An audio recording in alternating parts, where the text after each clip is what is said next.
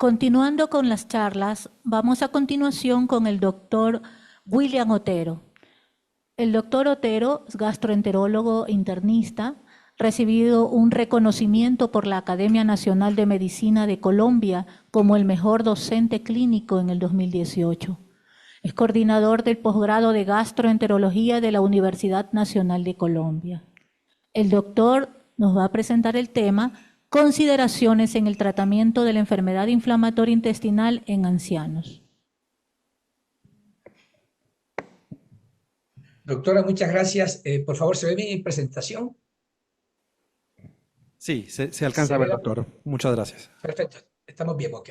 Doctora Alicia, muchas gracias, mil felicitaciones, hemos aprendido mucho y gracias a todos los conferencistas por tan importante presentación de sus conferencias. Para mí es un placer y es un honor estar hoy día en este segundo masterclass ecuatoriano de enfermedad inflamatoria intestinal. Agradezco inmensamente al comité organizador que a mí se me ha invitado a participar con la conferencia Consideraciones y el tratamiento de la enfermedad inflamatoria en pacientes ancianos. Me encanta sobremanera este tema porque quiero contarle que estas personas sufren demasiado con esta enfermedad y están permanentemente sometidos a múltiples comorbilidades. En mi presentación voy a hacer énfasis en la importancia que tienen las comorbilidades y qué medicamentos podrían utilizarse. Adulto mayor se define a nivel mundial como una persona que tenga 65 años o más. En Colombia es 60 años o más y en Japón más de 35 años. Se ha establecido diferentes estudios epidemiológicos que tienen consistencia en el concepto de que más del 96% de la enfermedad inflamatoria intestinal ocurre en la combinación de pacientes pediátricos y pacientes adultos. Y menos del 5% son pacientes adultos mayores en los cuales la enfermedad comienza a aparecer a esa edad en estos individuos. Sin embargo, quiero enfatizar que para el 2030 se estima que más del 30% de la gente con enfermedad inflamatoria tendrá 60 años o más de edad. Y esto es importantísimo, porque los clínicos interesados en esta importante patología van a estar expuestos a este grupo etario de enfermos. Se considera que esa enfermedad que aparece en el adulto mayor puede ser la mezcla de una enfermedad inflamatoria que comenzó en la gente joven, otra apareció en adulto no mayor, otra en el adulto mayor y finalmente esa suma de tanta gente, porque gracias al advenimiento de moléculas o de medicamentos que tienen una eficacia adecuada, que permiten el control de la enfermedad, hoy día la gente llega a etapas avanzadas de la vida con esta patología y nosotros tendremos que enfrentarlos. Fisiopatológicamente, esta entidad en adulto mayor tiene algunas connotaciones que aquí les voy a destacar de manera muy sucinta. Tiene una disbiosis intestinal y esto es clave en estos individuos. Tiene disminución del sistema inmune innato, hay una disminución de la citotoxicidad, hay disminución de la fagocitosis, hay disminución de la capacidad migratoria de la célula inflamatoria para el tejido que está enfermo. Las células T naïf están disminuidas, lo mismo que hay un aumento de las células T de memoria. Todo esto voy a resolverlo diciendo que definitivamente, aunque hay controversia, la gente adulta mayor tiene una inmunosenescencia. Uno puede sintetizarlo diciendo que es una inmunodeficiencia sistémica relativa. Y lo que es importantísimo en estos individuos adultos mayores es fundamentalmente el microbioma. Tiene mayor importancia que en gente de menor edad. Y se ha visto que las enterobacterias están aumentadas 7 veces y el lactobacilo disminuido 26 veces. Y este es un microorganismo antiinflamatorio. En cambio, la historia familiar, que hablaría en favor de la alteración genética, es menos frecuente en la gente adulta mayor. Y quiero enfatizar entonces que en ellos lo que predomina es una disbiosis más importante que la gente de menor edad. El diagnóstico en estos individuos es supremamente difícil porque hay patologías que simulan perfectamente una enfermedad inflamatoria como la colitis infecciosa, clostridioides difficile, colitis segmentaria, infección por citomegalovirus, colitis por medicamentos, colitis isquémica. Y diferentes estudios han mostrado esto. En el 60% de los pacientes el diagnóstico es equivocado y la demora en el diagnóstico en adulto mayor es aproximadamente 6 años versus 2 años en la gente más joven. Los pacientes adultos mayores tienen otra biología. Esto no es una persona adulta que cumplió años y ahora está cumpliendo 65 años. No, esta es otra biología. Esta es otra alteración fisiopatológica en ellos, en todos los órganos. Por eso existe la geriatría. Y aquí quiero dar otro segundo mensaje, y es que el geriatra es imprescindible en el grupo multidisciplinario que va a estos individuos. Estas personas tienen aumento de la grasa corporal, disminución de la masa muscular, disminución del agua total, cambios en la función hepática, menor filtración glomerular, hipoproteinemia, y todo esto altera la farmacocinética y el metabolismo de los medicamentos. Así entonces es otra biología y apenas se está comenzando a aprender qué hacer con estos individuos. Tienen frecuentemente fragilidad que se manifiesta por debilidad generalizada, pérdida de peso, baja actividad física, la mala nutrición, deterioro cognitivo, y esto impacta notablemente la adherencia a los medicamentos.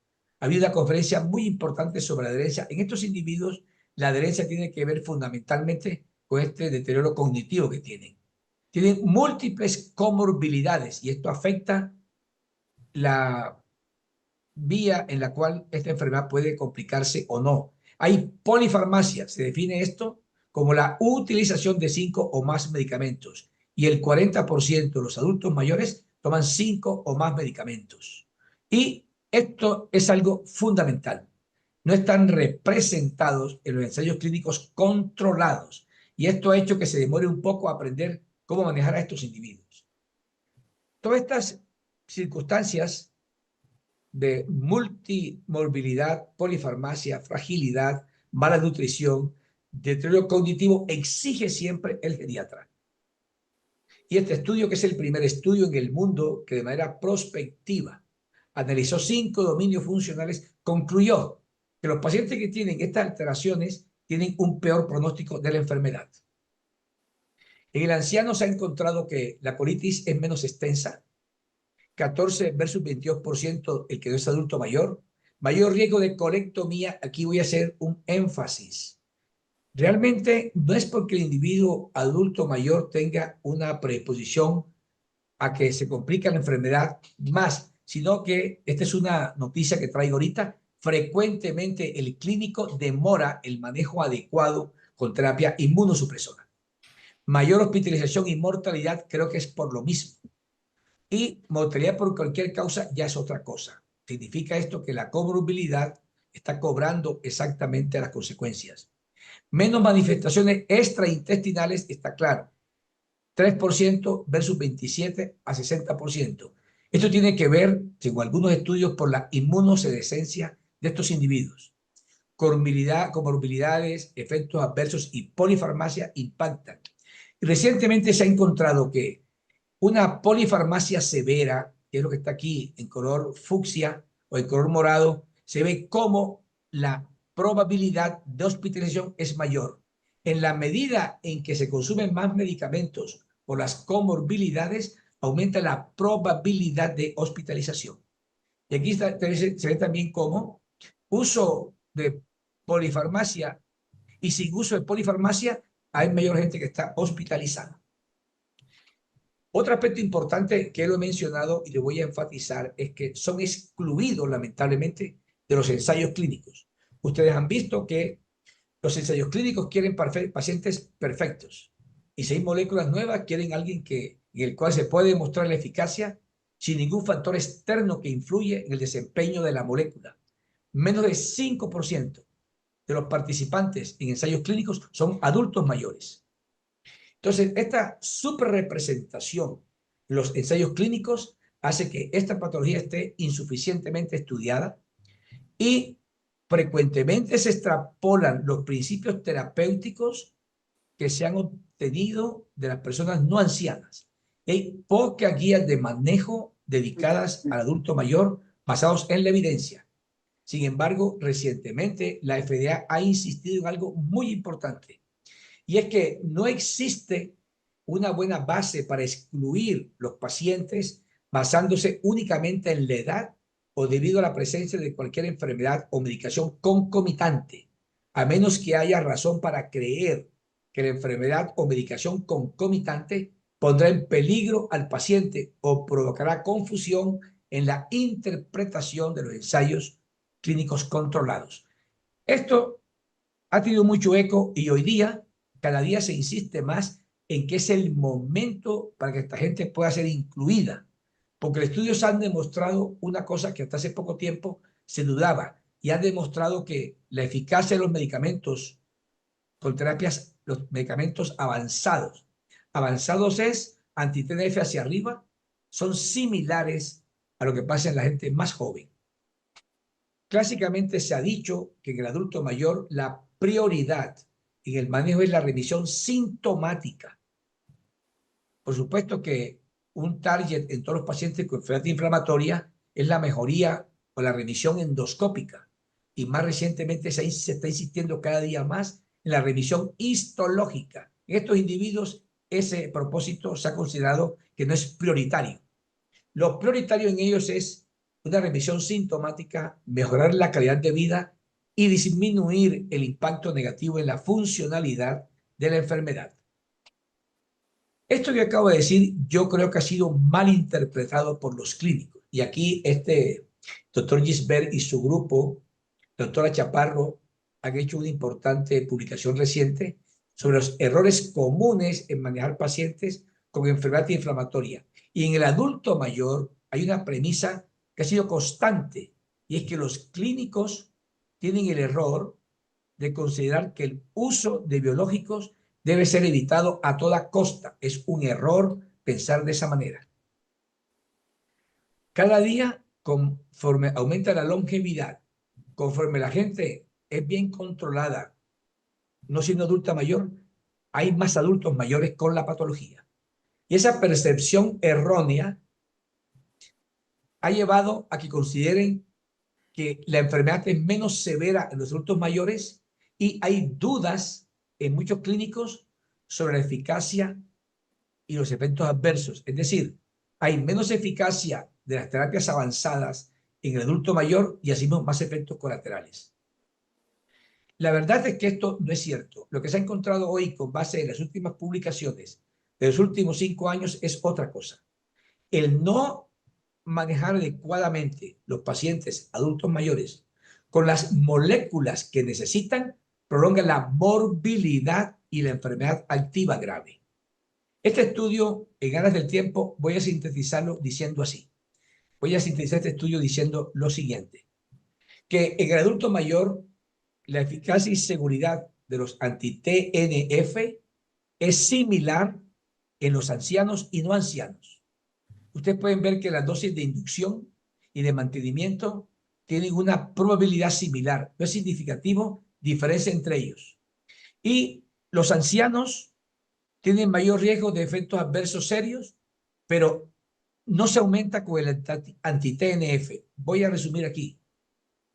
Los hallazgos de este importante estudio, que es un análisis combinado de ensayos clínicos controlados, aleatorizados, de colitis ulcerativa moderada severa, controvierte el concepto clásico de que los anti-TNF tienen más riesgo en los viejos. Ya eso no va. La eficacia entonces de los medicamentos en paciente adulto mayor con enfermedad inflamatoria no hay diferencia con respecto a los más jóvenes. Y se ha encontrado aquí, cuando se analizan los diferentes dos enfermedades clásicas, colitis ulcerativa y enfermedad de Crohn, la enfermedad colónica aquí se encuentra que es más frecuente en ellos, 2 veces más frecuente la colónica sola, es 1.2 veces la frecuencia que sea tipo inflamatorio, menos probable que tenga Crohn penetrante o perianal, y por el concepto antiguo de que los inmunomoduladores y biológicos tienen más riesgo, se ve cómo frecuentemente ellos no están siendo manejados con estos medicamentos. La colitis ulcerativa en ellos, 1.49 veces de que sea izquierda, por la misma razón de que tienen temor a los inmunomoduladores, hay menos biológico en ellos y hay más cirugías. Y este mayor número de cirugías, voy a enfatizar que con base en las últimas publicaciones se deben a un inadecuado manejo en estos adultos mayores. Cuando un paciente adulto mayor se maneja con anti-TNF, una variable fundamental del adulto mayor, que es la fragilidad, se ve como, si el paciente responde al anti-TNF, se disminuye notablemente la fragilidad. Es decir, que el anti-TNF mejora la fragilidad de estos individuos. Y la fragilidad se define en el paciente adulto mayor como un estado de vulnerabilidad aumentada por una reserva fisiológica disminuida, pero esto no es la fragilidad usual o el deterioro usual de la homeostasis del individuo adulto mayor. La fragilidad hace referencia a que ante un insulto súbito hay un deterioro exagerado de la calidad de vida del individuo, de sus funciones metabólicas. Y esta es una métrica emergente que predice el desenlace en estos individuos. Y los clínicos, por supuesto, no estamos entrenados para entender lo que es la fragilidad y otros múltiples índices de comorbilidad que afecta a estos individuos. Entonces, esto es lo que sucede. Hay un factor estresante en este caso. Yo voy a decir aquí que es la enfermedad inflamatoria intestinal, que aparece y un deterioro progresivo exagerado, más allá del deterioro usual del envejecimiento. Pero se ve como cuando se resuelve en la parte superior, un puntero, se resuelve en la parte superior la actividad de la enfermedad, notablemente la fragilidad desaparece. En cambio, si la inflamación continúa con la enfermedad inflamatoria activa, la fragilidad persiste y se empeora. Y esto repercute en la morbimortalidad. Con esto quiero decir entonces que el paradigma de que no usar biológicos en el viejo ha empezado a ser absolutamente discutido. Y la fragilidad entonces aumenta la mortalidad, hospitalizaciones, infecciones y readmisiones al hospital. Cuando se han evaluado diferentes terapias biológicas en pacientes adultos mayores, aquí voy a mencionar en este caso el vedolizumab. Comparando el vedolizumab con 5-ASA y con esteroides, se ve como el vedolizumab menos frecuentemente que el esteroide tiene efectos adversos y riesgo de malignidad. El paciente que tiene vedolizumab tiene un compromiso similar en efectos adversos al 5-ASA. Entonces, está asociado, comparado con el anti-TNF, a menos riesgo de infecciones, a menos riesgo de complicaciones. Y en cambio, hay una similitud con respecto a la cirugía. Y el riesgo de hospitalizaciones con vedolizumab es menor que con otros medicamentos.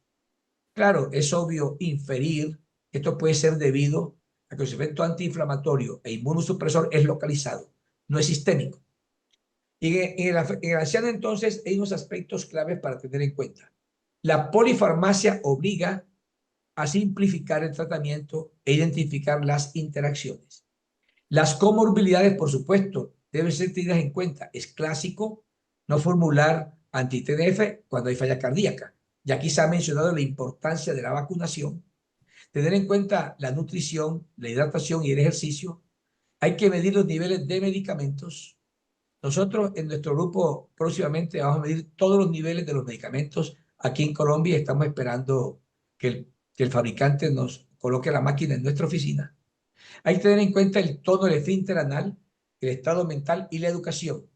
Y tener en cuenta la deambulación y la tromboprofilaxis para prevenir la trombosis en estos individuos. Todo esto es para enfatizar y reiterar la importancia de la participación del geriatra en estos pacientes.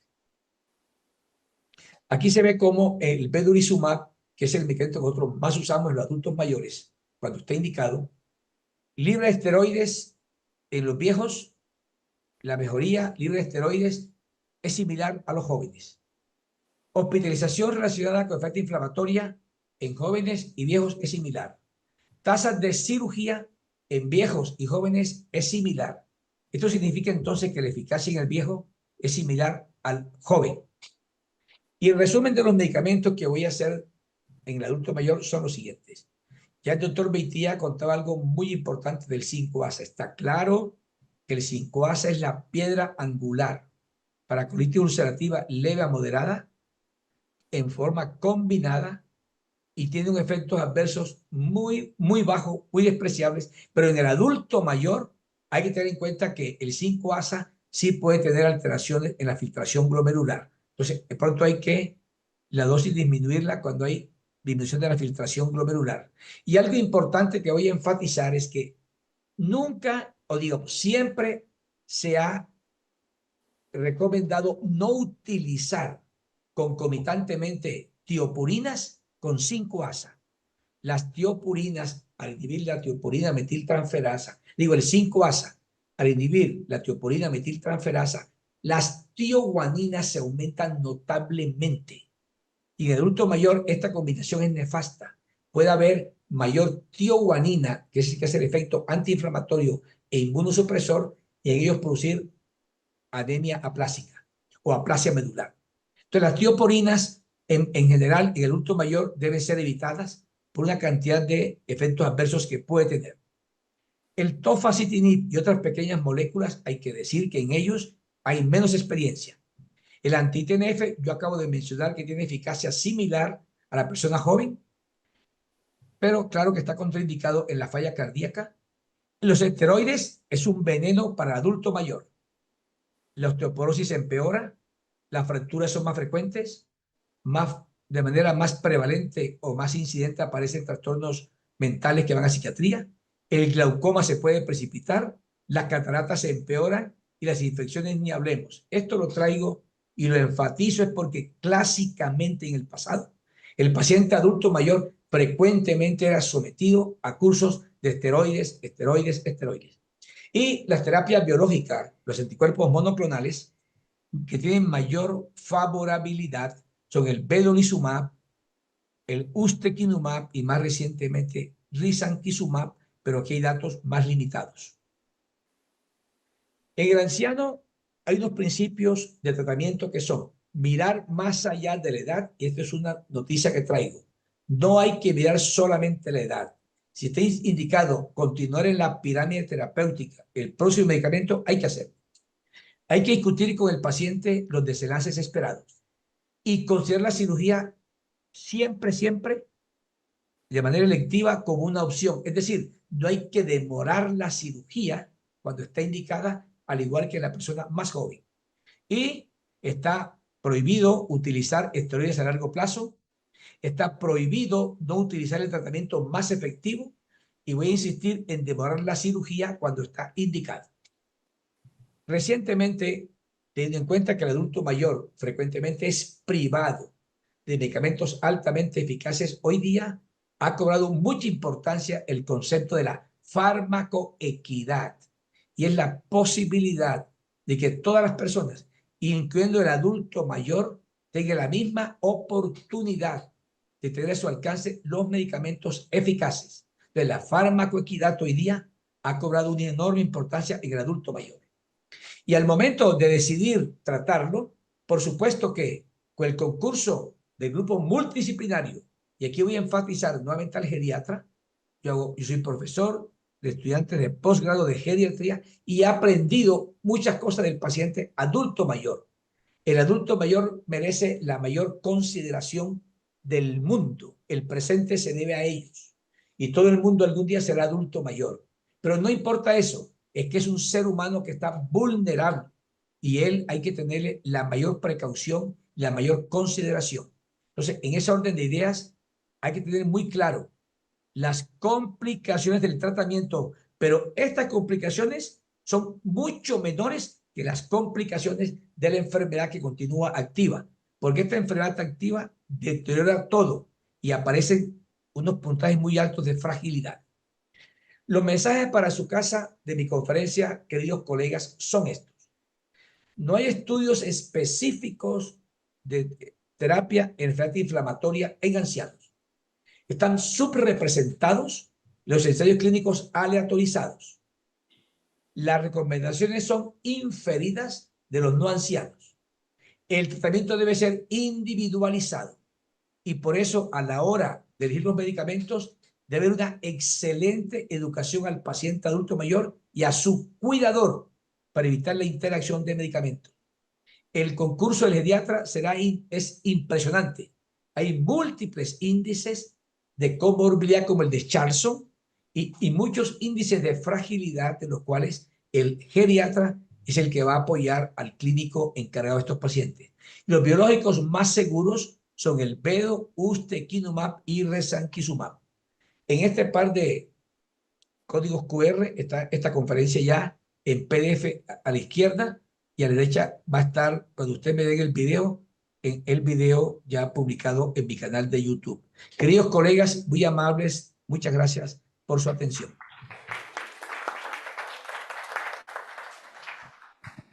Doctor William, muchísimas gracias por la charla. Y efectivamente, siempre el paciente anciano constituye un grupo muy especial entre los pacientes con enfermedad inflamatoria, no solo por la adherencia al tratamiento, que hay que tenerla en cuenta, sino también por los posibles efectos de toxicidad o de eventos adversos con algunos fármacos que obviamente nos limita un poco la capacidad que tenemos de elegir con qué fármacos podemos actuar.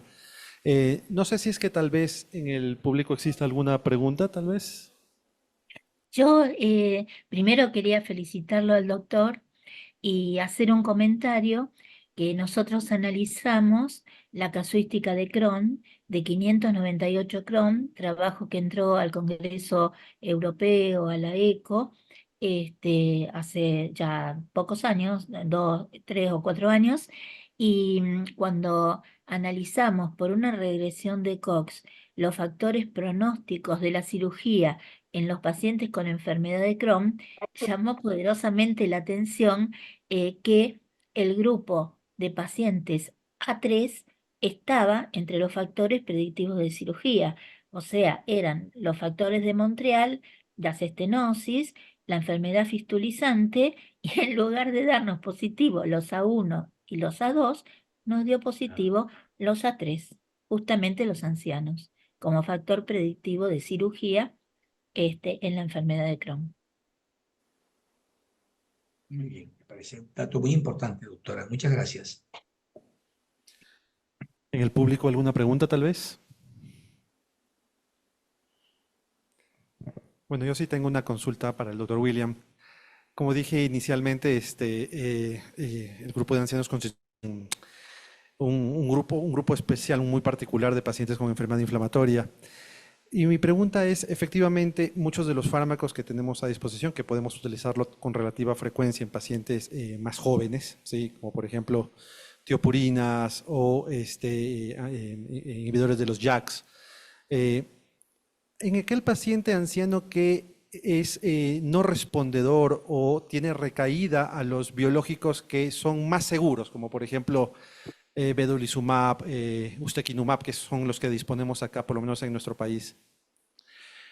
Y tenemos la posibilidad o tenemos ese conflicto con nosotros mismos de que tal vez si es que no responden a pesar de la optimización a los biológicos más seguros, y nos queda tal vez la posibilidad de utilizar un JAK o combinar un anti-TNF con una tiopurina para optimizar el tratamiento. ¿Qué consideraciones deberíamos tener? O más bien, ustedes personalmente, en esos casos muy particulares, ¿se arriesgan a utilizar estos fármacos que podrían ser de un poco mayor cuidado en este grupo de pacientes? Esa pregunta es muy importante, doctor David, porque por supuesto que los quinasa inhibidores tienen altísimo riesgo en el adulto mayor. Muchas infecciones, herpes zóster, tromboembolismo, problemas cardíacos, es el desastre. Yo creo que uno puede seguir la pirámide terapéutica con base en los estudios publicados. El anti-TNF más tiopurinas en ellos es seguro hoy día. Hay estudios que han mostrado que son similares. El vedolizumab tiene una eficacia similar, pero se ha encontrado que la persistencia del vedolizumab es superior a la persistencia de anti-TNF y tiopurinas. Y teniendo en cuenta su perfil de seguridad potencial sistémico, si no responde al 5-ASA y esteroides tópicos como budesonida MMX, uno podría intentar, depende de la gravedad, vedolizumab, yo creo. En el pasado se pensaba que si uno empezaba el vedolizumab, pues si no mejora, habrá que usar entonces anti-TNF. No pasa nada porque todos sabemos que la fisiopatología de esta enfermedad se modifica constantemente. Y eso explica por qué se pierde de manera secundaria la eficacia. Nosotros preferiríamos, si no responde a esteroides tópicos, como budesonida MMX, pasar a vedolizumab o a ustekinumab. Muchísimas gracias. Y en esos pacientes que ya están en esa fase de vedolizumab o ustekinumab, pero son esos pacientes complicados que son, generalmente son los, por suerte son pocos, ¿no? Pero son no respondedores o no respondedores y falla primera, segunda línea de biológicos, a los seguros me refiero. ¿Se han planteado alguna vez utilizar los otros tratamientos como los anti-JAKs tal vez en este ¿De grupo de acuerdo? pacientes? De acuerdo, doctor David. Claro que sí, por supuesto. Uno no quisiera llegar a ellos, pero quiero enfatizar en que llegado a ellos, tener la enfermedad activa es más peligrosa que el llano quinasa inhibidor. Y si uno puede usar upadacitinib, que es un llano quinasa más selectivo, pues sería mejor. Pero hay que seguir, no hay que parar. No se puede dejar con la enfermedad activa. La mortalidad es mayor. Muchísimas gracias, doctor. ¿Alguna pregunta tal vez? ¿Algún comentario entre los miembros conectados virtualmente tal vez? Perfecto, estamos Un todos. comentario, David, Guillermo, por adelante. supuesto, totalmente de acuerdo con lo que nos da de información el doctor Otero, pero sí en ese grupo de juventud prolongada, como se le debe decir, no ancianos para nada, cuando usamos la terapia combinada, que definitivamente la defendemos por buena, podemos usarla un año aproximadamente y una vez que haya la mejoría, vamos entonces a decidir dejar con monoterapia y esa monoterapia preferiblemente es el anti-TNF y no el inmunomodulador. Perfecto, doctor. De acuerdo, doctor Beitía. Totalmente de acuerdo. Gracias, amigo. Perfecto, muchísimas gracias, doctor William, a todos los participantes. Un aplauso, por favor.